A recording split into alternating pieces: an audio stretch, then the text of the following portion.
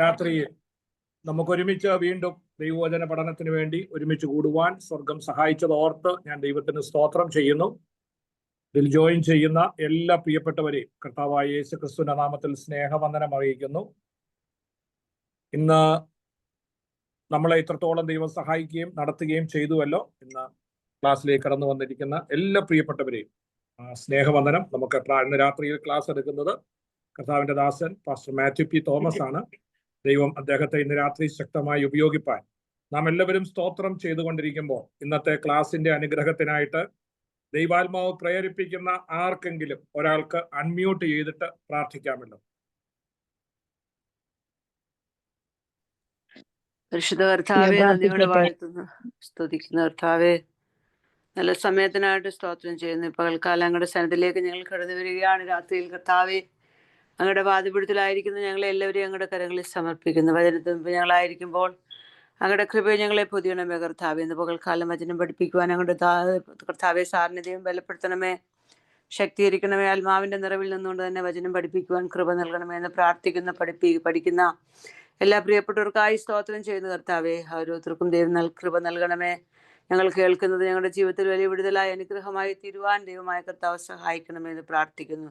ഇതിനു വേണ്ടി പ്രവർത്തിക്കുന്ന എല്ലാ പ്രിയപ്പെട്ടവർക്കായി സ്തോത്രം ചെയ്യുന്നു. കർത്താവ് സഹായിക്കണമേ, ഞങ്ങളുടെ നാമത്തിന്റെ മഹത്വത്തിനായി തീരുവാൻ സഹായിക്കണമേ എന്ന് പ്രാർത്ഥിക്കുന്നു. ഷായി പാസ്റ്റർക്കായി സ്തോത്രം, കർത്താവ് സഹായിക്കണമേ, കൃപയിലോടുന്ന് പരിപാലിക്കണമേ. ലാൽ പാസ്റ്റർക്കായി സ്തോത്രം ചെയ്യുന്നു. കർത്താവ് ഇന്ന് പഠിപ്പിക്കുന്ന ദൈവ കർത്താവ് സാറിനായി സ്തോത്രം ചെയ്യുന്നു. എല്ലാവരെയും സഹായിക്കണമേ, എല്ലാ നന്മകളാലും നിറയ്ക്കണമേ. മഹത്വം എല്ലാം കർത്താവ് എടുക്കണം. പ്രാർത്ഥന കേട്ടതിനായിട്ട് സ്തോത്രം, യേശു ക്രിസ്തു നാമത്തിൽ തന്നെ. Amen. Amen. Thank you sister Mercy Philip. ദൈവം സഹായിക്കട്ടെ.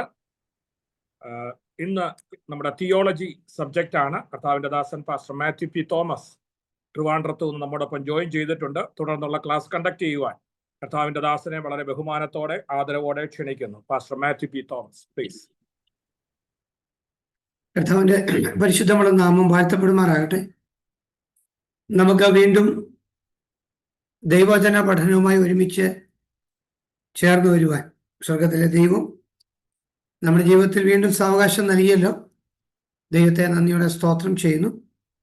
അഗപ്പെ ബൈബിൾ കോളേജിന്റെ ഈ ഓൺലൈൻ മാധ്യമത്തിൽ നടക്കുന്ന ക്ലാസിന്റെ ഇന്നത്തെയും അധ്യക്ഷനായിരിക്കുന്ന നമ്മുടെ പ്രിയപ്പെട്ട പാസ്റ്റർ ലാലു ജേക്കബ്, അപ്പോൾ തന്നെ പാസ്റ്റർ ഷാജി കെ ദാനിയൽ അവർ, കൂടാതെ തന്നെ ഈ കാര്യങ്ങൾക്കെല്ലാം നമ്മോടൊപ്പം എപ്പോഴും ഉള്ള പ്രിയ ഷാജിൻ സാറ്, അപ്പോൾ തന്നെ ഈ ബൈബിൾ പഠനത്തിന് വേണ്ടി ജോയിൻ ചെയ്തിരിക്കുന്ന എല്ലാ പ്രിയപ്പെട്ടവർക്കും കർത്താവായ യേശു ക്രിസ്തുവിൻ്റെ നിസ്തുല നാമത്തിൽ സ്നേഹവന്ദനം ഈ സമയം അറിയിക്കുകയാണ്. നമുക്ക് ഒരുമിച്ച് ദൈവവചനം പഠിക്കുവാൻ കർത്താവ് ഒരുക്കി തന്ന സാവകാശം, പ്രത്യേകിച്ച് ഈ മാധ്യമങ്ങൾ ഒക്കെ ഉള്ളത് കൊണ്ട് ലോകത്തിൻ്റെ വിവിധ ഭാഗങ്ങളിൽ ഇരുന്നുകൊണ്ട് തന്നെ വ്യത്യസ്തമായ ടൈം സോണിൽ ഇരുന്നുകൊണ്ട് നമുക്ക് പഠിക്കുവാൻ ദൈവം സാവകാശം നൽകുന്നല്ലോ. ഞാൻ ദൈവത്തെ നന്ദിയോടെ സ്തോത്രം ചെയ്യും.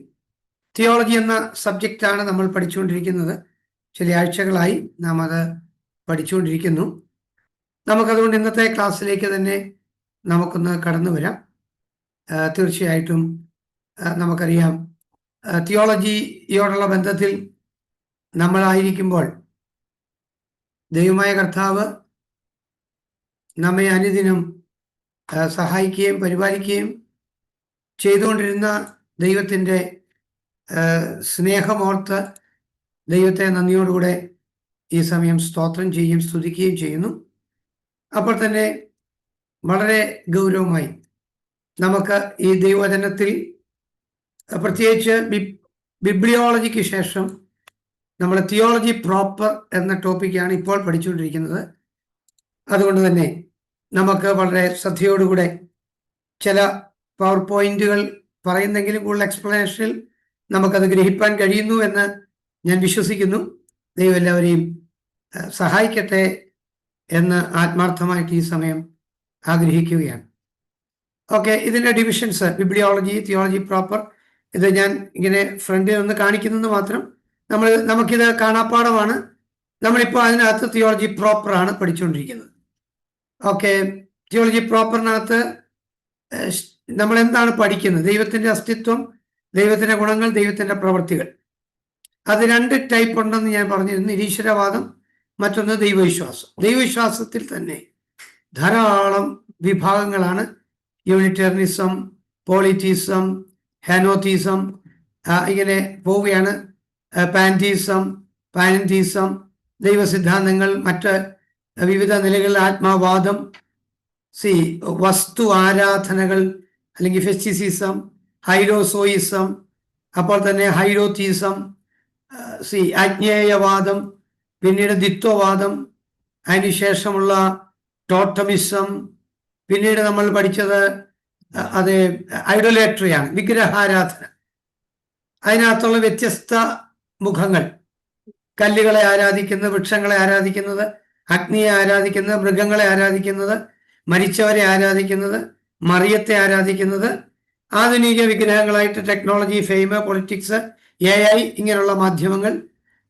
അതിനുശേഷം ട്രിനിറ്റേറിയനിസം, പിന്നീട് നമ്മൾ പഠിച്ചത് മോണോത്തീസം. ഇങ്ങനെ 16 വിഭാഗങ്ങളിലുള്ള ദൈവവിശ്വാസങ്ങളാണ് ഇന്ന് ഈ ലോകത്തിലുള്ളത്.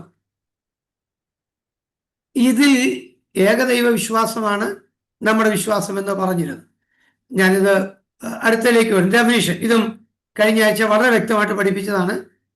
വെസ്റ്റ്മിൻസ്റ്റർ ഷോർട്ട് കാറ്റക്കിസത്തിൽ ദൈവത്തെക്കുറിച്ചുള്ള ഡെഫിനിഷൻ. ഓക്കെ, അതിനുശേഷം നമ്മൾ ചാപ്റ്റർ 2 എക്സിസ്റ്റൻസ് ഓഫ് ഗോഡ്, ദൈവത്തിൻ്റെ അസ്തിത്വത്തെക്കുറിച്ചുള്ള പ്രധാന തെളിവുകൾ വിശദമായിട്ട് പറഞ്ഞതെന്നാണ്. കോസ്മോളജിക്കൽ ആർഗ്യുമെന്റ്, ടീരിയോളജിക്കൽ ആർഗ്യുമെന്റ്, അതിനുശേഷമുള്ള anthropological argument, ontological argument, historical argument, faith argument. Attributes of God, ദൈവത്തിൻ്റെ സ്വഭാവ വിശേഷതകൾ. ഇതിനകത്ത് ദൈവത്തിൻ്റെ സ്വഭാവവിശേഷതകളെ നമ്മൾ 2ആയിട്ട് തിരിച്ചു. ഒന്ന് പങ്കിടാനാകാത്ത ഗുണങ്ങൾ, മറ്റൊന്ന് പങ്കിടാവുന്ന ഗുണങ്ങൾ. അതിൽ പങ്കിടാനാകാത്ത ഗുണങ്ങളായിരുന്നു നമ്മൾ പഠിച്ചു നിർത്തിയത്. അതായത് എക്സിസ്റ്റൻസ് ഓഫ് ഗോഡ്, ദൈവം അത് ഉണ്ട്, സ്വയംഭൂവാണ്. അപ്പൊ തന്നെ ദൈവാത്മാവാണ്, അനന്തമാണ്, ഇൻഫിനിറ്റ്. അപ്പോൾ തന്നെ ഇറ്റേണിറ്റി, ഇമ്മ്യൂട്ടബിലിറ്റി, മാറ്റമില്ലായ്മ, ഓമിനിഷ്യന്റ് ഗോഡ്, ഓമിനിപ്രസൻസ്, ഓമിനിപൊട്ടൻസ്, പരിശുദ്ധി, സർവാധിപത്യം അല്ലെ സോവറിൻ, ഏകത്വം. ഇവിടം വരെയായിരുന്നു നമ്മൾ പഠിച്ചു നിർത്തിയത്. അപ്പോൾ ഇന്നത്തെ ക്ലാസ്സിലേക്ക് നമ്മൾ പ്രവേശിക്കുന്നു. പങ്കിടാവുന്ന ഗുണങ്ങൾ അല്ലെങ്കിൽ കമ്മ്യൂണിക്കബിൾ ആട്രിബ്യൂട്ട്സ് എന്ന് പറയുന്നത് എന്തൊക്കെയാണ്? ഒന്നാമത്തെ കാര്യമാണ് വിസ്ഡം അല്ലെങ്കിൽ ജ്ഞാനം. ഈ ദൈവത്തിങ്കൽ നിന്ന് നമുക്ക് ഈ ജ്ഞാനം നമുക്ക് പകർത്തിയെടുക്കാൻ കഴിയുന്നു.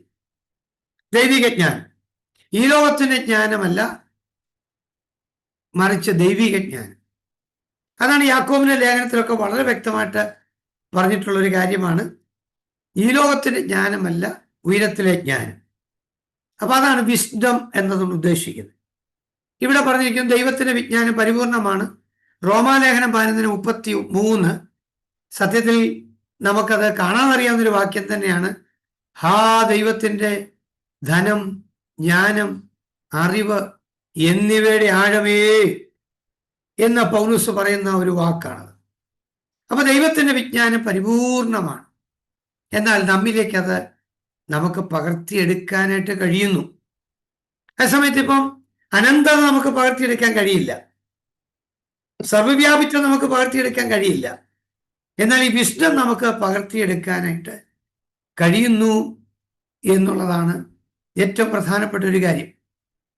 മനുഷ്യന് കുറവുള്ള വിജ്ഞാനം നമുക്കത് ലഭ്യമാകും. അടുത്താണ് ന്യായം എന്ന് പറയും, ജസ്റ്റിസ്. ദൈവം നീതിമാനാണ്. ദൈവം നീതിമാനായതുകൊണ്ട് നാം ഒന്ന് ഗ്രഹിക്കേണ്ട ഒരു കാര്യമാണ്, മനുഷ്യനും നീതി പാലിക്കേണ്ടവർ മാത്രമാണ്. ജസ്റ്റിസ് അല്ല റൈറ്റ്യസ്നസ്, നമുക്ക് ഈ നീതി പകർത്തിയെടുക്കാൻ കഴിയുന്നതാണ്. ഈ ന്യായം നമുക്ക് പകർത്തിയെടുക്കാൻ കഴിയുന്നു. നമ്മുടെ ജീവിതത്തിൽ നമുക്ക് പകർത്തിയെടുക്കാവുന്ന കമ്മ്യൂണിക്കബിളായ ഗുണലക്ഷണങ്ങളെയാണ് നാം ഇവിടെ പറയുന്ന ന്യായം, അല്ലെങ്കിൽ നീതി എന്നാ പറയുന്നത്. നെക്സ്റ്റ് വൺ ആണ് ഹോളിനെസ് അല്ലെങ്കിൽ വിശുദ്ധി. നിങ്ങൾ ശ്രദ്ധിക്കൂ, 1 പത്രോസ് 1:16 വാക്യത്തിൽ പറഞ്ഞിരിക്കുന്നത്, ഞാൻ വിശുദ്ധനാകയാൽ നിങ്ങളും വിശുദ്ധരായിരിക്കും. അതിന് തൊട്ടു മുകളിലത്തെ വാക്യത്തിൽ പറഞ്ഞത്, പണ്ട് നിങ്ങളുടെ അജ്ഞാനകാലത്ത് ഉണ്ടായിരുന്ന മോഹങ്ങളെ മാതൃകയാക്കാതെ നമ്മളെ വിളിച്ച വിശുദ്ധനൊത്തവണ്ണം എല്ലാ നടപ്പിലും വിശുദ്ധരായിരിക്കും. കാരണം ഞാൻ വിശുദ്ധനാകയാൽ നിങ്ങളും വിശുദ്ധരായിരിക്കും എന്ന് പറയുന്നതാണ് ഈ വാക്യം. അതുകൊണ്ട് നമ്മുടെ ദൈവം പാപരഹിതനാണ്, പാപമില്ലാത്തവനാണ്. അപ്പൊ മനുഷ്യനെ വിശുദ്ധ ജീവിതത്തിലേക്ക് വിളിക്കുകയാണ്. അപ്പൊ നമുക്ക് ഈ വിശുദ്ധി പകർത്തിയെടുക്കാൻ കഴിയും. അതാണ് അതിനകത്തുള്ള ഏറ്റവും വലിയ ഒരു കാര്യമെന്ന് പറയുന്നത്. മാത്രമല്ല, നാം ദൈവത്തെ വിശ്വസിച്ചപ്പോൾ ദൈവം നമ്മെ വിശുദ്ധൻ എന്നെണ്ണുകയാണ്. ഞാൻ പറഞ്ഞ വാക്ക് നിങ്ങൾ ഒന്നുകൂടെ ശ്രദ്ധിക്കാം, ഞാനത് ഒന്നുകൂടെ ആവർത്തിച്ച് പറയാം. നമ്മുടെ ജീവിതത്തിന്റെ വിശുദ്ധി കൊണ്ടല്ല സത്യത്തിൽ നമ്മൾ വിശുദ്ധരായിരിക്കുന്നത്, പകരം വിശുദ്ധനായ ദൈവത്തിലുള്ള നമ്മുടെ വിശ്വാസം, നമ്മുടെ കർത്താവ് യേശു ക്രിസ്തുവിനെ നമ്മൾ സ്വീകരിച്ചത് കൊണ്ട് നമ്മളെ ദൈവം വിശുദ്ധനായിട്ട് എണ്ണുകയാണ് സത്യത്തിൽ ചെയ്യുന്നത്. അപ്പൊ ദൈവം നമ്മെ വിശുദ്ധരായിട്ട് എണ്ണുകയാണ്. തെളിവ് ഓരോ സഭയ്ക്ക് എഴുതുന്ന കത്ത് നോക്കിയാൽ മതി. എന്താണ്? എഫെസോസിലുള്ള വിശുദ്ധന്മാർക്ക് എഴുതുന്നത്, കൊരിന്തിലുള്ള വിശുദ്ധന്മാർക്ക് എഴുതുന്നത്, ഈ കൊലോസിലുള്ള വിശുദ്ധന്മാർക്ക് എഴുതുന്നത്, റോമയിലുള്ള വിശുദ്ധന്മാർക്ക് എഴുതുന്നത്, ഇവിടെയും എവിടെയും ഒക്കെ കർത്താവിനാൽ വിളിച്ചു വേർതിരിക്കപ്പെട്ട വിശുദ്ധന്മാർക്ക് എഴുതുന്നത്. അപ്പൊ ആ വിശുദ്ധിയുടെ മാനദണ്ഡം എന്ന് പറയുന്നത്, വിശുദ്ധിയുടെ ക്രൈറ്റീരിയ എന്ന് പറയുന്നത്, യേശുവിൽ വിശ്വസിച്ചോ ഇല്ലയോ എന്നുള്ളതായിരുന്നു അതിന്റെ മാനദണ്ഡം. അതാണ് സത്യത്തിൽ ഇവിടെ പറഞ്ഞിരിക്കുന്നത്. അങ്ങനെയെങ്കിൽ നമുക്ക് ഇത് പകർത്തിയെടുക്കാനായിട്ട് കഴിയുന്നു. അടുത്ത എന്നാന്ന് ചോദിച്ചാൽ സ്നേഹമാണ്. ഉണ്ടോ? ദൈവത്തിന്റെ സ്നേഹം. ദൈവം സ്നേഹം തന്നെയാണ്. God is love. ഉണ്ടോ? ദൈവം സ്നേഹമാണ്. 1 യോഹന്നാൻ 4:8 വാക്യം. അപ്പൊ തന്നെ ഞാനും നിങ്ങളൊന്ന് നോക്കുക. മനുഷ്യനും സ്നേഹിക്കുവാൻ വിളിക്കപ്പെട്ടവരാണ്. മനുഷ്യൻ സ്നേഹിക്കുവാൻ വിളിക്കപ്പെട്ടവരെന്ന് പറയുമ്പോൾ തന്നെ തീർച്ചയായിട്ടും അത് നമുക്ക് മനസ്സിലാക്കാനായിട്ട് കഴിയും. മനുഷ്യൻ സ്നേഹിക്കുവാൻ വേണ്ടി വിളിക്കപ്പെട്ടവനാണ്. ഈ യോഹന്നാന്റെ സുവിശേഷം 13-ാം അധ്യായത്തിനകത്ത് 34-ാം വാക്യത്തിനകത്ത് തന്നെ എഴുതിയിരിക്കുന്നത് എന്താന്ന് ചോദിച്ചാൽ മറ്റൊന്നുമല്ല, ഇങ്ങനെയാണ് എഴുതിയിരിക്കുന്നത്: യേശു നമ്മെ സ്നേഹിച്ചു. നമ്മെ സ്നേഹിച്ചത് കൊണ്ട് തീർച്ചയായിട്ടും പറഞ്ഞിരിക്കുന്നത്, ഞാൻ നിങ്ങളെ സ്നേഹിച്ചതുപോലെ നിങ്ങളും തമ്മിൽ തമ്മിൽ സ്നേഹിപ്പീൻ. മാത്രമല്ല, നിങ്ങളുടെ സ്നേഹം ആണ് മറ്റുള്ളവർ കാണുമ്പോൾ നിങ്ങൾ ക്രിസ്തുവിന്റെ ശിഷ്യന്മാരെന്ന് പറയപ്പെടും എന്നാണ് ആ വാക്യം. ഓക്കെ, മുമ്പേ പറഞ്ഞ പോലെ ഇനി യോഹന്നാന്റെ സുവിശേഷം 13-ന്റെ വാക്യം ഞാനീ പറഞ്ഞത് തന്നെയാണോ എന്ന് ഒരു സംശയം ഒന്ന് തീർക്കാൻ നല്ലതാണ്. കുഴപ്പമില്ല, നിങ്ങൾ ഒരാളൊന്ന് വായിച്ചോളൂ, കുഴപ്പമില്ല. കാരണം നിങ്ങൾ തമ്മിൽ തമ്മിൽ സ്നേഹിക്കണമെന്നുള്ള പുതിയൊരു കൽപ്പന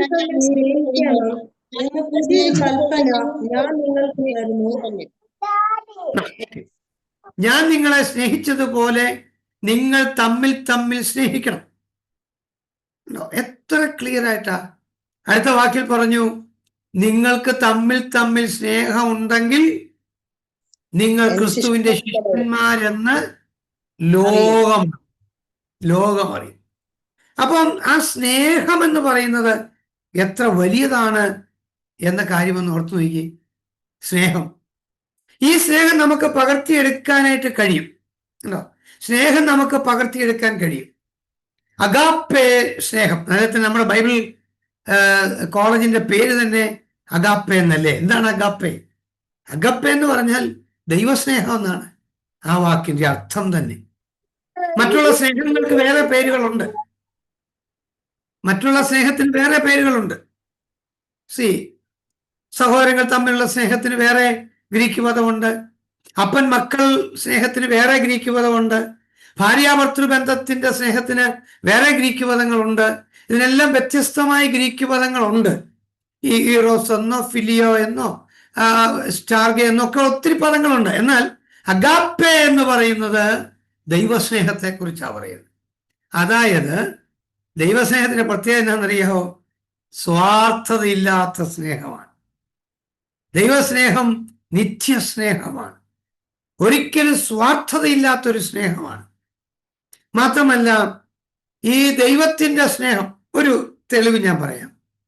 നമ്മുടെ കർത്താവായ യേശു ക്രിസ്തു ഇങ്ങനെ സംസാരിച്ചു വരുമ്പോൾ യേശുവിൻ്റെ അടുത്ത് വന്ന ഒരു ന്യായശാസ്ത്രി എന്ന് പറഞ്ഞാൽ അന്നത്തെ സ്ക്രൈബാണ്. സ്ക്രൈബിൽ ഒരാൾ വന്ന്, വൺ ഓഫ് ദി സ്ക്രൈബ്സ്, ആ സ്ക്രൈബുകളിൽ അല്ലെങ്കിൽ ന്യായശാസ്ത്രിമാരിൽ ഒരാള് യേശു ക്രിസ്തുവിനോട് വന്ന് ചോദിച്ചു, ഈ ന്യായപ്രമാണത്തിലെ ഏറ്റവും വലിയ കൽപ്പന ഏതാണെന്ന് ചോദിച്ചു. യേശു ക്രിസ്തു കൊടുത്ത മറുപടി, നിന്റെ ദൈവമായ കർത്താവിനെ പൂർണ്ണ ആത്മാവോടും പൂർണ്ണ ശക്തിയോടും പൂർണ്ണ മനസ്സോടും കൂടെ സ്നേഹിക്കുക. ഓക്കെ. രണ്ടാമത്തേതോ, കൂട്ടുകാരനെ നിന്നെ പോലെ തന്നെ സ്നേഹിക്കുക. അപ്പൊ സത്യത്തിൽ സകല ന്യായപ്രമാണവും സ്നേഹം എന്നൊരു വാക്കിൽ ഒതുങ്ങി. നമ്മൾ ശരിക്കും മനസ്സിലാക്കണം. ഈ നമുക്ക് പറ്റുന്ന പ്രശ്നം എന്താണെന്ന് വെച്ചാൽ, പൂർണ്ണ ആത്മാവോടും പൂർണ്ണ ശക്തിയോടും പൂർണ്ണ മനസ്സോടും കൂടെ ആരാധിക്കണമെന്ന് നമ്മളങ്ങ് പറഞ്ഞ് പഠിച്ചു വെച്ചിരിക്കുക. ഇന്ന് രാത്രി തിരുത്തണം.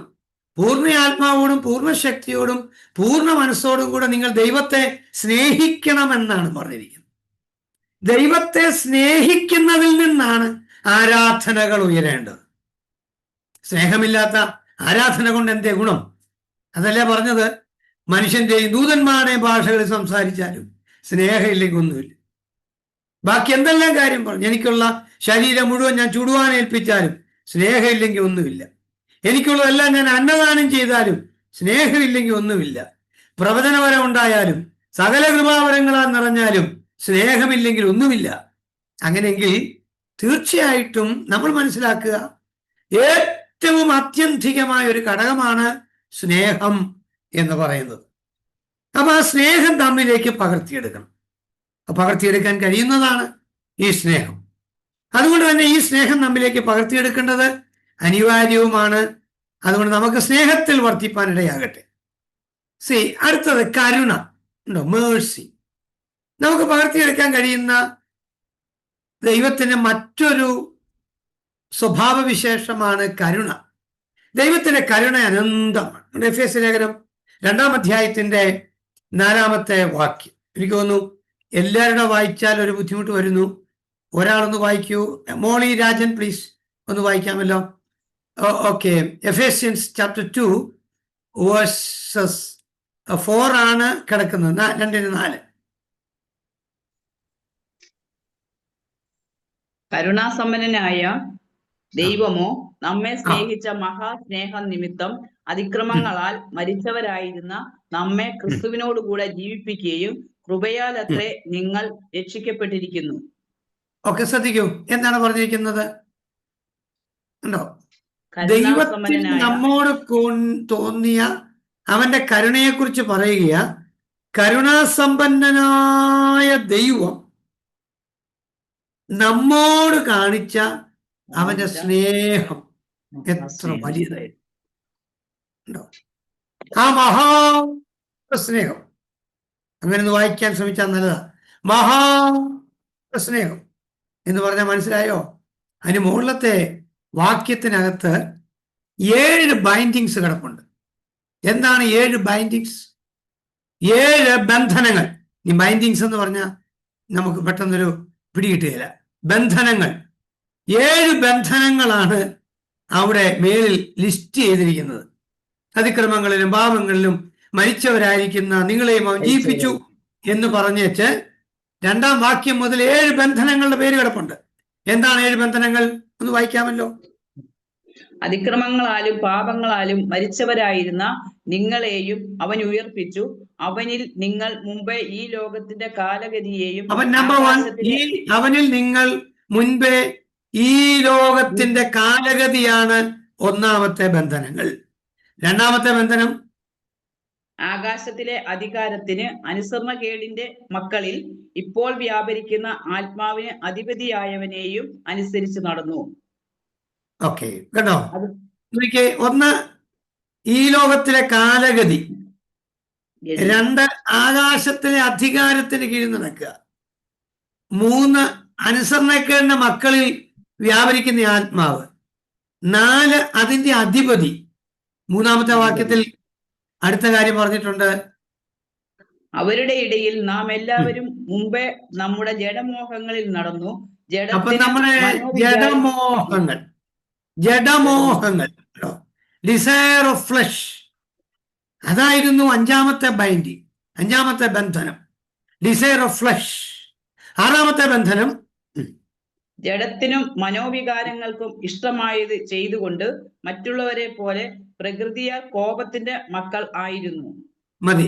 ആറാമത്തെ ബന്ധനം എന്ന് പറയുന്നത് നിങ്ങൾ ശ്രദ്ധിക്കൂ, ഡിസയർ ഓഫ് മൈൻഡ് എന്ന ജഡാഭിലാഷം മാത്രമല്ല, മനോവികാരങ്ങൾ, അതായിരുന്നു ആറാമത്തെ ബന്ധനം. ഏഴാമത്തെ ബന്ധനം പ്രകൃതിയാൽ നമ്മൾ കോപത്തിന്റെ മക്കളായിരുന്നു, സൺസ് ഓഫ് റാത്ത്. ഈ 7 വിധ ബന്ധനങ്ങളാൽ ചുറ്റപ്പെട്ട് കിടന്ന് മരിച്ചു കിടന്നവരായിരുന്നു ഞാനും നിങ്ങളുമെല്ലാം. അതാണ് എഫേസ്യരും പഠിപ്പിക്കുന്നത്. പിടികിട്ടാത്തവർക്ക് ഒന്നുകൂടെ പറയാം. ആകാശത്തിലെ അധികാരം നമ്പർ 1. ഓക്കെ, ഈ ലോകത്തിന്റെ കാലഗതിയെ. ഓക്കെ, നമ്പർ 1 ഈ ലോകത്തിന്റെ, ഇനി വായിക്കണ്ട, ഈ ലോകത്തിന്റെ കാലഗതി നമ്പർ 1, ആകാശത്തിലെ അധികാരം നമ്പർ 2, നമ്പർ 3 അനുസരണക്കേടിന്റെ മക്കളിൽ വ്യാപരിക്കുന്ന ആത്മാവ് അല്ലെങ്കിൽ അനുസരണക്കേടിന്റെ ആത്മാവ്, നമ്പർ 4 അതിന്റെ അധിപതി, നമ്പർ 5 മനോവികാരം അല്ലെങ്കിൽ ജഡാഭിലാഷം, നമ്പർ 6 മനോവികാരം, നമ്പർ 7 പ്രകൃതിയാൽ കോപത്തിന്റെ മക്കൾ. ഈ ബന്ധനങ്ങളിൽ ചുറ്റപ്പെട്ട് മരിച്ചു കിടന്നവരായിരുന്നു നമ്മൾ. ആരാ ഇതിന് മോചനം നൽകിയത്? ഇന്നലകളിൽ വന്ന് ആരെങ്കിലും ഒന്ന് ശാസിച്ചത് കൊണ്ടൊന്നും ഈ ബന്ധനം പോയില്ല പ്രിയരെ. ഈ ബന്ധനം ആരെങ്കിലും ശാസിച്ചത് കൊണ്ട് പോകുന്നതല്ല. പകരം കരുണാസമ്പന്നനായ ദൈവമോ നമ്മെ സ്നേഹിച്ച അവന്റെ മഹാ സ്നേഹം നിമിത്തം ഈ ബന്ധനങ്ങൾ മുഴുവൻ അറുത്തു മുറിച്ചിട്ട് എന്നെയും നിങ്ങളോടും കരുണ തോന്നി അവിടുന്ന് അതിക്രമങ്ങളിലും പാപങ്ങളിലും മരിച്ചു കിടന്നിരുന്ന നമ്മെ അവിടുന്ന് ഉയർപ്പിക്കുവാനിടയായി. നമ്മൾ ഇതിനൊക്കെ ദൈവത്തിന് എത്ര നന്ദി പറഞ്ഞാലും തീരുകയാണ്. അതാണ് അവിടെ എഴുതിയിരിക്കുന്നത്. കൃപയാലല്ലോ നിങ്ങൾ വിശ്വാസം മൂലം രക്ഷിക്കപ്പെട്ടിരിക്കുന്നത്, പ്രവൃത്തികൾ കാരണവുമല്ല. അപ്പൊ ഈ കരുണ നമ്മിലേക്ക് പ്രവഹിക്കുവാനിടയാകണം. നെക്സ്റ്റ് വൺ, കൃപ.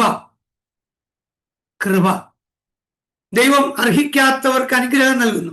അതായത് അർഹിക്കാത്ത സ്ഥാനത്ത് ദൈവം നൽകുന്ന ദാനമാണ് കൃപ എന്ന് പറയുന്നത്. ഒരിക്കലും നമുക്ക് അർഹതയില്ലാത്ത സമയത്താണ് ദൈവീ കൃപ നൽകിയത്. അതിനാണ് കൃപ എന്ന് പറയുന്നത്. ഗ്രേസ്, ഇത് നമുക്ക് പകർത്തിയെടുക്കാൻ കഴിയുന്ന സ്വഭാവമാണ്. ദൈവം നമ്മോട് കൃപ കാണിച്ചു, നമുക്കും മറ്റുള്ളവരോട് കൃപ കാണിക്കാൻ കഴിയണം. മനുഷ്യൻ പരസ്പരം ക്ഷമിക്കുകയും അനുഗ്രഹിക്കുകയും ചെയ്യേണ്ടവരാണ്. നമ്മളും മറ്റുള്ളവരോട് നമ്മോട് ദൈവം കൃപ കാണിച്ചു എങ്കിൽ മറ്റുള്ളവരോട് നമ്മൾ കൃപ കാണിക്കണം. സത്യം, നെക്സ്റ്റ് വൺ, സത്യം ഉണ്ടോ, ട്രൂത്ത്ഫുൾനെസ് അല്ലെങ്കിൽ ഫെയ്ത്ത്ഫുൾനെസ്. ഞാൻ ശ്രദ്ധിക്കണേ, നമ്മുടെ ദൈവം ഒരിക്കലും കള്ളം പറയത്തില്ല. ആർക്കും സംശയമുണ്ടോ? പണ്ടൊരാൾ എന്നോട് ചോദ്യം ചോദിച്ചതാണ്, ദൈവത്തിന് കഴിയാത്തൊരു കാര്യമുണ്ട്, എന്നാന്ന് പറയാമോ എന്ന് ചോദിച്ചു. ഞാൻ ദൈവത്തിന് കഴിയാത്തൊരു കാര്യം ഉണ്ട് എന്നാന്ന് പറയാമോ എന്ന് ചോദിച്ചപ്പോൾ ഞാൻ ഞെട്ടിപ്പോയി. ഞാൻ പറഞ്ഞു എനിക്ക് അറിഞ്ഞുകൂടാ. എന്നോട് പറഞ്ഞ് കള്ളം പറയാൻ പറ്റിയായിരുന്നു. ദൈവത്തിനൊരിക്കലും കള്ളം പറയാൻ പറ്റിയല്ല. ദൈവത്തിന് കള്ളം പറയാൻ പറ്റില്ല. അങ്ങനെയാണെങ്കിൽ ദൈവമക്കളായ നമ്മൾ ഒരിക്കലും കള്ളം പറയരുത്. ഒരിക്കലും കള്ളം പറയരുത്. കള്ളം പറയുമ്പോൾ നമ്മിൽ ദൈവം ഇല്ല, നമ്മിൽ സാത്താനാണുള്ളത്. കാരണം കള്ളം സാത്താന്റെ വകയാണ്. അപ്പൊ നമ്മളത് വളരെ ഗൗരവമായി മനസ്സിലാക്കണം. മനുഷ്യൻ സത്യസന്ധനായിരിക്കണം, സത്യം മാത്രം സംസാരിക്കണം. അല്ലാതെ ഒരിക്കലും നമ്മൾ കള്ളം പറയരുത്. അത് നമുക്ക് പകർത്തിയെടുക്കാൻ കഴിയുന്നു. നെക്സ്റ്റ് സ്വഭാവം ഫോർഗീവ്നെസ് അല്ലെങ്കിൽ ക്ഷമ.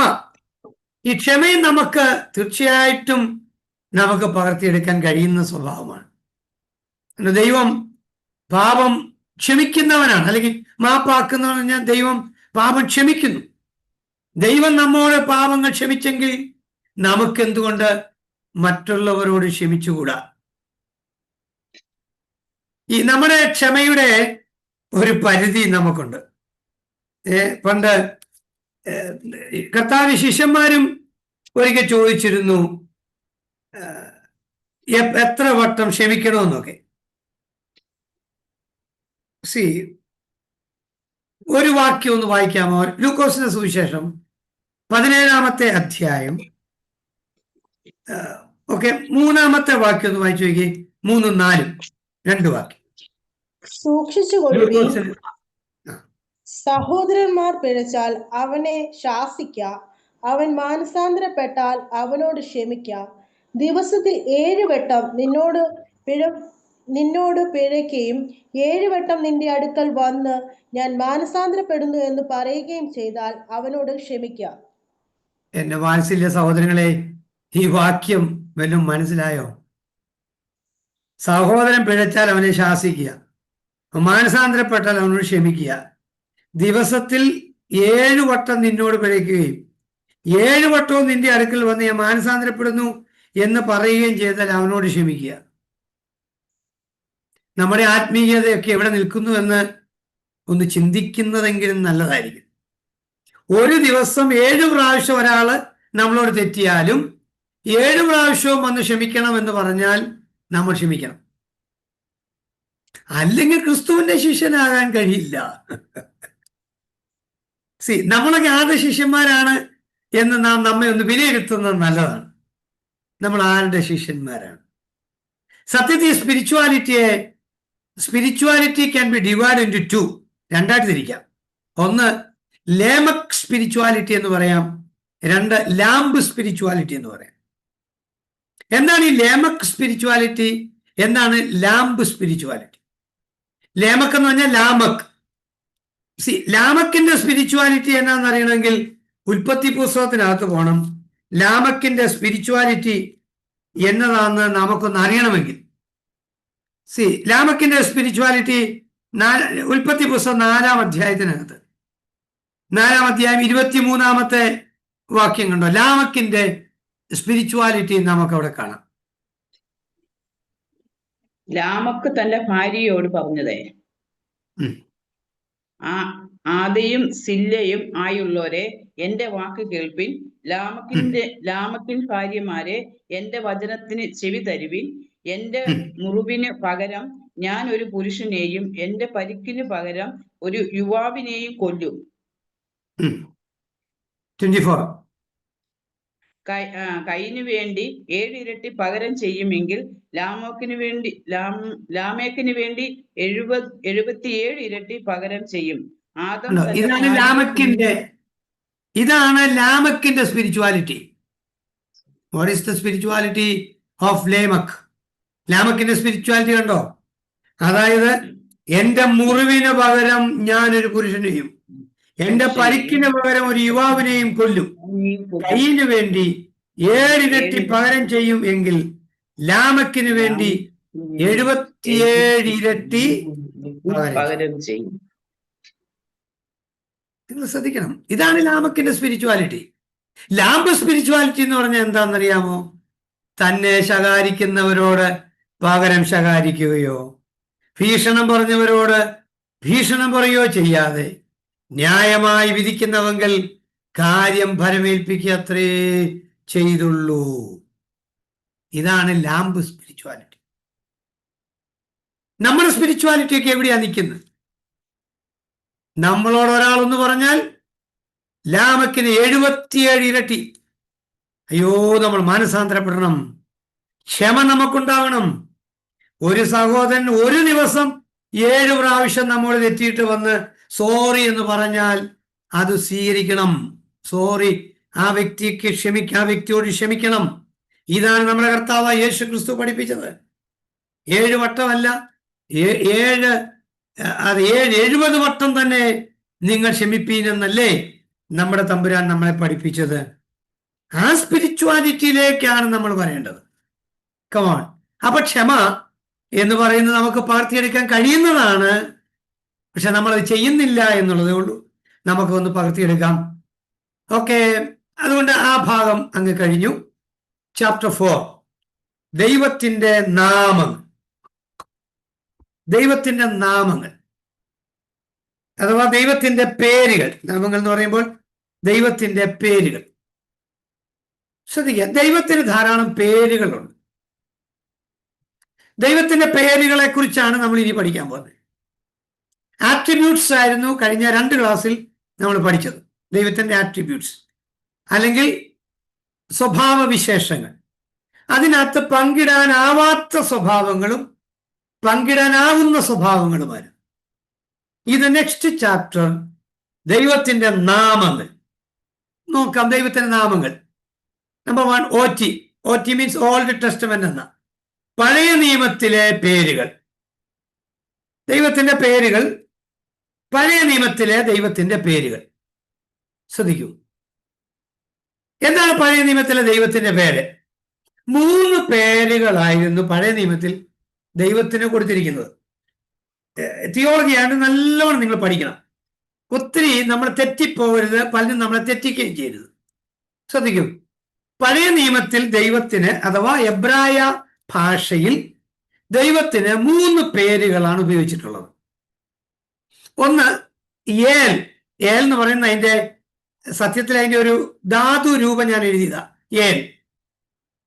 ഈ ഏലിന്റെ വകഭേദം തന്നെയാണ് എലോഹ. അതായത് ഏൽ പ്ലസ് ആലഹ് ഈസ് ഈക്വൽ ടു എലോഹ എന്നാണ്.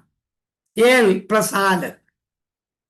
അതുകൊണ്ടാണ് ഞാൻ ഏൽ എന്നൊരു ധാതു രൂപം അതിനകത്ത് നിരത്തുന്നേ ഉള്ളൂ, അല്ലാതെ വേറെ കാര്യമൊന്നുമില്ല. ഏൽ എന്ന് പറയുമ്പോൾ സാധാരണ ദൈവം. ഇതിന്റെ ഒറിജിനൽ വാക്ക് മീനിങ് ശക്തൻ എന്നാണ്. ഏൽ എന്ന വാക്കിന്റെ അർത്ഥം ശക്തൻ എന്നാണ്. എന്നാൽ ഇൻ ബിബ്ലിക്കൽ ടേമിൽ നമ്മൾ ഏൽ എന്ന് പറയുമ്പോൾ ദൈവം എന്നാണ് അതിന്റെ അർത്ഥം. ഏൽ എന്ന് പറഞ്ഞാൽ ദൈവമാണ്. ഈ എലോഹ എന്ന് പറഞ്ഞാലും സിംഗുലർ ഫോം തന്നെയാണ്. എലോഹ സത്യത്തിൽ എലോഹ എന്ന് പറഞ്ഞാൽ അതിനും ഏൽ പ്ലസ് ആലഹ് എന്നാണ്. ഏൽ എന്ന് പറഞ്ഞാൽ തന്നെ ശക്തനാന്ന് ഞാൻ പറഞ്ഞു. ആലഹ് എന്ന് പറഞ്ഞാൽ വാക്കിൽ ഉറച്ചു നിൽക്കുന്നവനാണ്.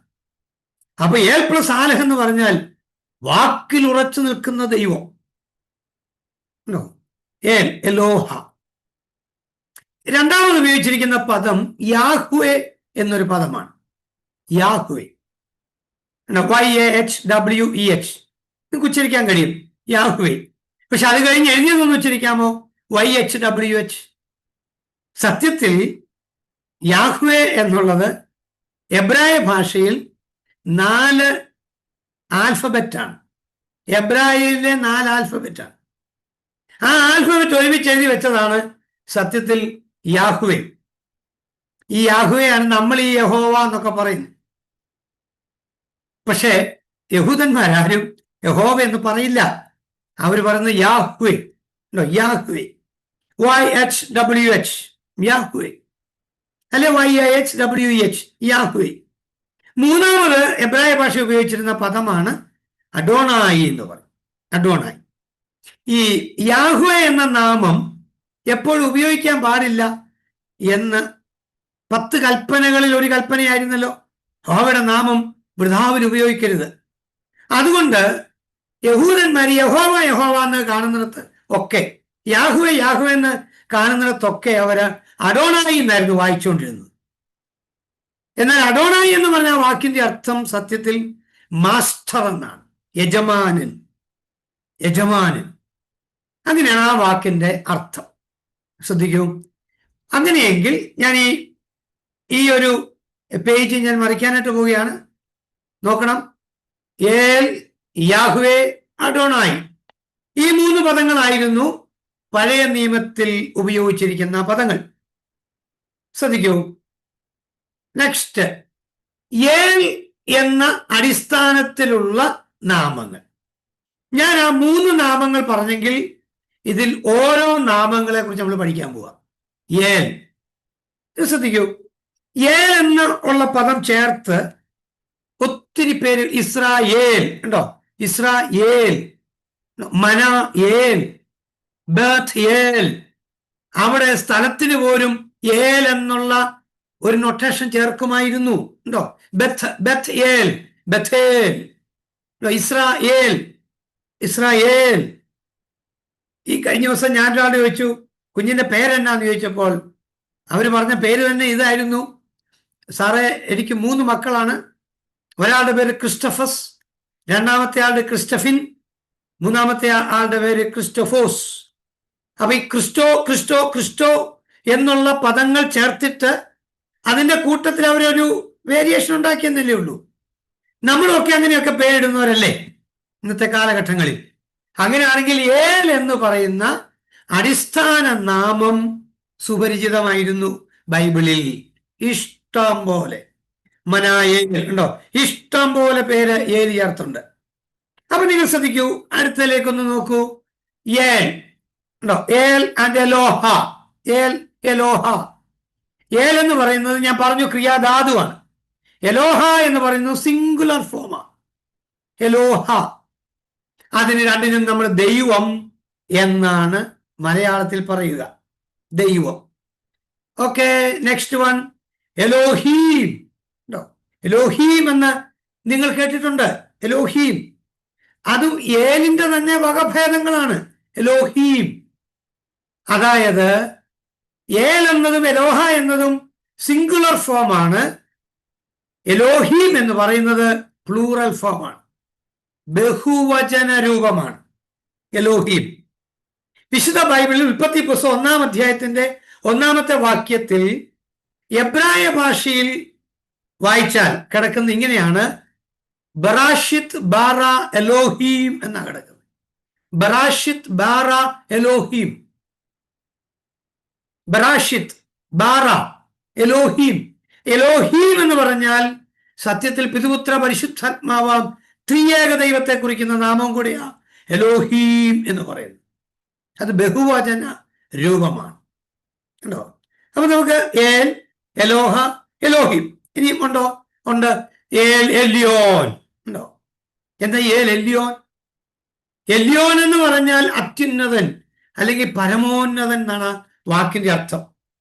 അങ്ങനെയാണെങ്കിൽ ഏൽ എല്യോൻ എന്ന് പറഞ്ഞാൽ അത്യുന്നതനായ ദൈവം ഉണ്ടോ, അത്യുന്നതൻ ആയ ദൈവം, മോസ്റ്റ് ഹൈ ഗോഡ്, ഏൽ എല്യോൻ.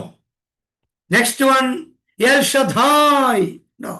ഏൽ ഷദായ്. ഷദായ് എന്ന് പറഞ്ഞാൽ സർവശക്തൻ എന്നാണ്. എബ്രായ ഭാഷയിൽ ഷദായ് എന്ന് പറഞ്ഞാൽ സർവശക്തൻ എന്നാണ്. അപ്പൊ ഏൽ ഷദായ് എന്ന് പറഞ്ഞാൽ സർവശക്തനായ ദൈവം. ശ്രദ്ധിക്കൂ. നെക്സ്റ്റ് വൺ ഏൽ ഒലാം. ഏൽ ഒലാം. ഒലാം എന്ന് പറഞ്ഞാൽ നിത്യൻ എന്നാണ് ആ വാക്കിന്റെ അർത്ഥം. അപ്പോ ഏൽ ഒലാം എന്ന് പറഞ്ഞാൽ നിത്യദൈവം. അപ്പൊ ഏലിന്റെ എത്രയോ കോമ്പൗണ്ട് നെയിംസ് കൂടെയാണ് ഇതിനകത്ത് ചേർത്തിട്ടുള്ളതെന്ന് നിങ്ങൾ നോക്കി. അതുകൊണ്ടാണ് ഞാൻ പറഞ്ഞ തിയോളജിയിൽ ശരിയായിട്ടൊന്ന് പഠിക്കാമെങ്കിൽ നമുക്ക് ഒത്തിരി സംതൃപ്തി നമുക്ക് കിട്ടും. നോക്കൂ. Next one L Roy. എന്തുവാ റോയ്? കാണുക എന്നാണ്. അപ്പൊ എൽ റോയ് എന്ന് പറഞ്ഞാൽ കാണുന്ന ദൈവം. ഇതിന്റെ എല്ലാം വാക്യം നിങ്ങൾ ശാന്തമായിട്ട് ക്ലാസ് കഴിഞ്ഞിരുന്ന് വായിച്ച് പഠിക്കാമെങ്കിൽ നല്ലതാ. ഇവിടെ അല്ലെങ്കിൽ പോർഷൻ തീരില്ല. ഉൽപ്പത്തി 14-ാം അധ്യായം 13-ാം വാക്യം എന്ന് പറഞ്ഞാൽ ഈ അബ്രഹാമിന്റെ വീട്ടിൽ നിന്ന് ഈ ഹാഗർ ഇറങ്ങി ഓടുന്ന രംഗമാണ്. പറഞ്ഞു വിടുന്ന രംഗമല്ല, വീട്ടിൽ നിന്ന് ഓടിക്കുന്ന രംഗമുണ്ട്. ഇത് ഓടിക്കുന്ന രംഗമല്ല, ഈ ഹാഗർ തന്നെ വീട്ടിൽ നിന്ന് ഇറങ്ങി ഓടുന്നുണ്ട്. അങ്ങനെ ഓടിപ്പോയ സമയത്ത് മരുഭൂമിയിൽ, ബത്ശേബ മരുഭൂമിയിൽ വെച്ച് ദൈവം പ്രത്യക്ഷപ്പെട്ടു. ദൈവം പ്രത്യക്ഷപ്പെട്ട് ചോദിച്ചു, അബ്രഹാമിന്റെ ഭാര്യയായ സാറയുടെ ദാസിയായ ഹാഗറെ, നീ എങ്ങോട്ട് പോകുവാന്ന് ചോദിച്ചു. അപ്പൊ ഈ ദൈവം തമ്പുരാൻ ചോദിച്ചാൽ അഡ്രസ് പോലും തെറ്റത്തില്ല. കറക്റ്റ് അഡ്രസ്സായി വെച്ചത്. അബ്രഹാമിന്റെ ഭാര്യയായ സാറയുടെ ദാസിയായ ഹാഗറെ, നീ എങ്ങോട്ട് പോകുന്നു? അവൾ ഉത്തരം പറഞ്ഞു, ഇല്ല, പോയി വീട്ടിലിറങ്ങി പാർക്കാൻ പറഞ്ഞു. അവൾ തിരികെ വീട്ടിൽ പോയി. അന്നേരമാണ് ഹാഗർ പറയുന്നത്, കണ്ടോ, ഗോഡ് സീസ് എൽ റോയ്, ഓ എന്നെ കാണുന്ന ദൈവം. നമ്മുടെ സമസ്ത സമയങ്ങളിലും നമ്മെ കണ്ടുകൊണ്ടിരിക്കുന്ന ഒരു ദൈവമുണ്ട്. Next one El Hai. ഉണ്ടോ? El Hai. എന്താണ് എൽ ഹായ് എന്ന് പറഞ്ഞാൽ? ജീവനുള്ള ദൈവം. ഹായ് എന്ന് പറഞ്ഞാൽ ജീവൻ എന്നാണ്. നമ്മൾ ഇന്ന് വിഷിംഗ് ബേഡായിട്ടൊക്കെ ഹായ് ഹായ് എന്നൊക്കെ പറഞ്ഞ് അങ്ങോട്ടും ഇങ്ങോട്ടൊക്കെ വിളിക്കും. അത് നല്ലതാ. ഹായ്, ജീവൻ ഉണ്ടെങ്കിലേ തിരിച്ചു വരത്തുള്ളൂ, അതിന്റെ അർത്ഥം. ഹായ്, HAI, ഹായ് എന്ന് പറഞ്ഞാൽ ജീവൻ എന്നാണ്. എൽ ഹായ്, ജീവനുള്ള ദൈവം. ശ്രദ്ധിക്കൂ. Next one El Gibbor. എന്താണ് ഗിബ്ബർ എന്ന് പറഞ്ഞാൽ? ഗിബ്ബർ എന്ന് പറഞ്ഞാൽ വീരൻ, വീരനാം ദൈവം, അല്ലെങ്കിൽ പരാക്രമശാലിയായ ദൈവം. യെശയ്യാവിനകത്തൊക്കെ നമ്മൾ വായിച്ചിട്ടില്ലേ? നമുക്കൊരു മകൻ നൽകപ്പെട്ടിരിക്കുന്നു, നമുക്കൊരു ശിശു ജനിച്ചിരിക്കുന്നു, ആധിപത്യം അവന്റെ തോളിലുണ്ട്, അവൻ അത്ഭുത മന്ത്രി, വീരനാം ദൈവം. ആ വീരനാം ദൈവം എന്നുള്ളിടത്ത് ഉപയോഗിച്ചിരിക്കുന്നത് ഏൽ ഗിബ്ബർ എന്നാണ്. ഗിബ്ബർ, ഗിബ്ബർ എന്ന് പറഞ്ഞാൽ വീരൻ. ഏൽ ഗിബ്ബർ, വീരനാം ദൈവം. ഓക്കെ. ഏൽ യമൂന. ഏൽ യമൂന എന്ന് പറഞ്ഞാൽ വിശ്വസ്തനായ ദൈവം എന്നാണ്. The faithful God. ദൈവം വിശ്വസ്തനാണ്. ശ്രദ്ധിക്കൂ. ഏൽ ഖന്ന. ഏൽ ഖന്ന. ഇവിടെ അസൂയയുള്ള എന്ന് പറഞ്ഞാൽ പെട്ടെന്ന് നമുക്ക് ഈ അസൂയ എന്ന് കേട്ടാൽ തെറ്റിദ്ധാരണ ഉണ്ടാവും. സത്യത്തിൽ തീക്ഷ്ണത എന്നാണ്. ജലസ് എന്നുള്ളതിന് തനി മലയാള പദം തീക്ഷ്ണത എന്നാണ്. പക്ഷെ നമ്മൾ ഡിക്ഷണറിയിലൊക്കെ അടിച്ചു കൊടുത്താൽ കിട്ടുന്ന അസൂയ എന്നാണ്. എന്നാൽ ബൈബിളിനകത്ത് ട്രാൻസ്ലേറ്റ് ചെയ്തിരിക്കുന്നത് തീക്ഷ്ണതയുള്ള ദൈവം എന്നാണ്. ഈ രംഗമൊക്കെ നിങ്ങൾ വായിച്ചാൽ തീക്ഷ്ണതയുള്ള ദൈവം എന്നാണ്. നമ്മുടെ ദൈവം തീക്ഷ്ണതയുള്ള ദൈവമാണ്. ഉണ്ടോ? ജലസ് ഗോഡ് എന്ന് പറഞ്ഞാൽ തൻ്റെ മഹത്വം മറ്റൊരാൾക്ക് വിട്ടുകൊടുക്കാത്തവനാണ് നമ്മുടെ ദൈവം. എൽ ഹനൂൻ എന്ന് പറഞ്ഞാൽ കൃപയുള്ള ദൈവം എന്നാണ്. The gracious God, El Hanun. അപ്പൊ നമ്മൾ കൃപയുള്ള ദൈവം എന്നാണ്. Next one El Elohe. El Elohe എന്ന് പറഞ്ഞാൽ ദൈവങ്ങളുടെ ദൈവം, God of gods. God of gods. ആ ഗോഡസ്, GODS, ഗോഡ്സ് എന്ന് പറഞ്ഞാൽ നമുക്കറിയാം മറ്റ് സമൂഹങ്ങളിലെ ദൈവങ്ങളെ ഉദ്ദേശിക്കുന്നത്. നമ്മുടെ ദൈവമാണ് സകലത്തിന്റെ മേലുള്ളത്. റഹി, സ്നേഹിക്കുന്ന ദൈവം. നമ്മുടെ ദൈവം സ്നേഹിക്കുന്ന ദൈവമാണ്. ഏൽ ഹാഷലോം. ഏൽ ഹാഷലോം. ഈ ഹാ വിട്ടാലും നമുക്കറിയാം ഷലോം എന്ന് പറഞ്ഞാൽ വാക്കിനർത്ഥം നമുക്കറിയാം. അത് എബ്രായ ഭാഷ വരുമ്പോൾ ഏൽ ഹാഷലോം, സമാധാനത്തിന്റെ ദൈവം. ശ്രദ്ധിക്കൂ.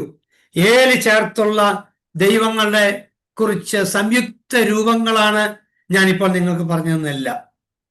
ഇതിന്റെ എല്ലാം കൂടെ ചേർത്താണ് ഞാൻ പറഞ്ഞത് ഏൽ എന്ന ഒരു ദൈവം, എലോഹ എന്ന ദൈവം. അതിന്റെ അവാന്തര വിഭാഗങ്ങളാണ് ഇത് മുഴുവൻ. അപ്പൊ ഇതെല്ലാം കൂടെ ചേർത്ത് നമുക്ക് പറയാം ഏൽ. ഇനി ഉൽപ്പത്തി പുസ്തകം 1-ാം അധ്യായത്തിനകത്ത് മുഴുവൻ കിടക്കുന്നത് ഏൽ ദൈവത്തെ കുറിച്ചാണ്. ആദിയിൽ ദൈവം ഉണ്ടോ, എലോഹീം. അങ്ങനെ മുന്നോട്ട് നമ്മൾ വായിച്ചു വന്നാൽ 2-ാം അധ്യായത്തിന്റെ 4-ാം വാക്യം വരെ ഏൽ എന്നൊരു ദൈവത്തെ കുറിച്ച് മാത്രമാണ് പറഞ്ഞിട്ടുള്ളത്. ശ്രദ്ധിക്കൂ. അങ്ങനെയെങ്കിൽ അടുത്ത ആശയം നോക്കിയേ. യാഹ്വേ. യാഹ്വേ എന്താണ് യാഹ്വേ? യാഹ്വേ എന്ന് പറയുന്ന പേര് എവിടുന്ന് കിട്ടിയതാ? നിങ്ങൾ ഒരാള് ഒന്നെടുക്കാമോ? എക്സഡസ്, പുറപ്പാട് പുസ്തകം 3-ാം അധ്യായത്തിന്റെ 13-ഉം 14-ഉം വാക്യം ഒരാൾ എടുക്കുമ്പോൾ തന്നെ 6-ാം അധ്യായത്തിന് 2-3 വാക്യം കൂടെ എടുത്തു വെക്കണം. 2 പേരെടുത്ത് വെക്കുക. 2 പേരെടുത്ത് വെച്ചിട്ട് ആദ്യം 3-ന്റെ 13-ഉം 14-ഉം ഒന്ന് വായിക്കുക. പിന്നീട് 6-ന്റെ 2-ഉം 3-ഉം വായിക്കുക. ഞാൻ മോശെ ഇസ്രായേൽ ദൈവത്തോട് മക്കളുടെ അടുക്കൽ ചെന്ന് നിങ്ങളുടെ പിതാക്കന്മാരുടെ ദൈവം എന്നെ നിങ്ങളുടെ അടുക്കൽ അയച്ചിരിക്കുന്നു എന്ന് പറയുമ്പോൾ അവന്റെ നാമം എന്തെന്ന് അവർ എന്നോട് ചോദിച്ചാൽ ഞാൻ അവരോട് എന്തു പറയണം എന്ന് ചോദിച്ചു. അതിന് ദൈവം മോശയോടെ, ഞാനാകുന്നു എന്നുള്ളവൻ എന്നെ നിങ്ങളുടെ അടുക്കൽ അയച്ചിരിക്കുന്നു എന്നിങ്ങനെ നീ ഇസ്രായേൽ മക്കളോട് പറയണം എന്ന് കൽപ്പിച്ചു. മതി. കണ്ടോ, ഞാനാകുന്നവൻ ഞാനാകുന്നു എന്നുള്ളവൻ നിന്നെ അയക്കുന്നു എന്ന് നീ ഫറവോനോട് പറയണം. കണ്ടോ, 6-ാം അധ്യായത്തിന്റെ 2-3 വാക്യം. ദൈവം പിന്നെയും മോശയോട് അരുളി ചെയ്തതെന്തെന്നാൽ, ഞാൻ യഹോവയാകുന്നു. ഞാൻ അബ്രഹാമിനും ഇസഹാക്കിനും യാക്കോബിനും സർവശക്തിയുള്ള ദൈവമായിട്ട് പ്രത്യക്ഷനായി. എന്നാൽ യഹോവ എന്ന നാമത്തിൽ ഞാൻ അവർക്ക് വെളിപ്പെട്ടില്ല. ശ്രദ്ധിക്കൂ. മതി. അപ്പൊ എന്തോ മനസ്സിലായി വായിച്ചിട്ട്?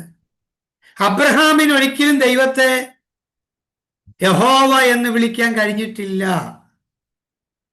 ഇസഹാക്കിന് പറ്റിയില്ല. പിതാക്കന്മാർക്ക് ആർക്കും ദൈവം യാഹുവേ എന്നുള്ള പേരിൽ വെളിപ്പെട്ടില്ല. വെളിപ്പെട്ടത് മോശയ്ക്കാണ്. അപ്പൊ മോശ മുതലുള്ളവർ മാത്രമേ യഹോവ എന്ന് വിളിക്കത്തുള്ളൂ ദൈവത്തെ. മോശയ്ക്ക് മുൻപുള്ള ആരും യഹോവ എന്ന് വിളിച്ചിട്ടില്ല. എത്ര ക്ലിയർ ആണ് ബൈബിൾ, അല്ലയോ മോശെ? അബ്രഹാമിനും ഇസഹാക്കിനും യാക്കോബിനും നിന്റെ പൂർവ്വപിതാക്കന്മാർക്ക് ഞാൻ വെളിപ്പെട്ടത് സർവശക്തിയുള്ള ദൈവമായിട്ടാണ്. യഹോവ എന്ന പേരിൽ ഞാൻ അവർക്ക് വെളിപ്പെട്ടിട്ടില്ല. എന്നാൽ മോശെ, നിന്റെ മുമ്പിൽ ഞാൻ വെളിപ്പെടുന്നു, ഞാൻ യഹോവയാണ്. അപ്പൊ ഞാനാകുന്നവൻ ഞാനാകുന്നു എന്നുള്ളത് നിന്നെ അയക്കുന്നു എന്ന് പറഞ്ഞതിന്റെ മറ്റൊരു രൂപം പറയുകയാണ്, ഞാൻ യഹോവയാകുന്നു. ശ്രദ്ധിക്കണം. അപ്പൊ ഈ യഹോവ എന്ന വാക്ക് ഈ പേജിലേക്ക് നോക്കാമോ, അല്ലെങ്കിൽ സ്ലൈഡിലേക്ക് നോക്കാമോ? റൂട്ട് വേർഡ് ഹവ എന്നാണ്. HWA എന്ന് പറയുന്ന ഹവ എന്നുള്ള റൂട്ട് വേർഡിൽ നിന്നാണ്, അത് എബ്രായ ഭാഷയാണ്. ആ റൂട്ട് വേർഡിൽ നിന്നാണ് യാഹ്വേ എന്നുള്ള പേര് വന്നിരിക്കുന്നത്. ഹവ എന്ന ഈ റൂട്ട് വേർഡിൽ നിന്ന് വന്നു. YHWH. എന്താണ് YHWH? അതിനകത്ത് എഴുതിയിട്ടുണ്ട് ടെട്രാക് റമാറ്റോൺ. എന്തുകൊണ്ട് ടെട്രാക് റമാറ്റോൺ? പേടിക്കണ്ട, ചതുരക്ഷരനാമം എന്ന് ഞാൻ മലയാളത്തിൽ എഴുതി വെച്ചിട്ടുണ്ട്. ചതുരാക്ഷരനാമം. അതെന്താണ്? അപ്പുറത്ത് എഴുതിയിട്ടുണ്ട് യോദ് ഹേ വൗ ഹേ. എന്താ ഈ യോദ് ഹേ വൗ ഹേ എന്ന് പറയുന്നത്? നിങ്ങളെല്ലാവരും കയ്യിൽ ബൈബിൾ ഉണ്ടല്ലോ. 10 മണിക്ക് ശേഷം ഇപ്പൊ നിങ്ങൾ എടുക്കരുത്, സമയമില്ലാത്തതുകൊണ്ടാണ്. 10 മണിക്ക് ശേഷം 119-ാം സങ്കീർത്തനം നിങ്ങൾ എടുക്കണം. 119-ാം സങ്കീർത്തനം എടുത്തിട്ട് അതിന്റെ 8 വാക്യം വീതം ഓരോ ഖണ്ഡങ്ങൾ വെച്ച് 22 സെക്ഷനാണ് അതിനകത്തുള്ളത്. 22 സെക്ഷന്റെ മുകളിൽ ഓരോ വാക്ക് എഴുതിയിട്ടുണ്ട്.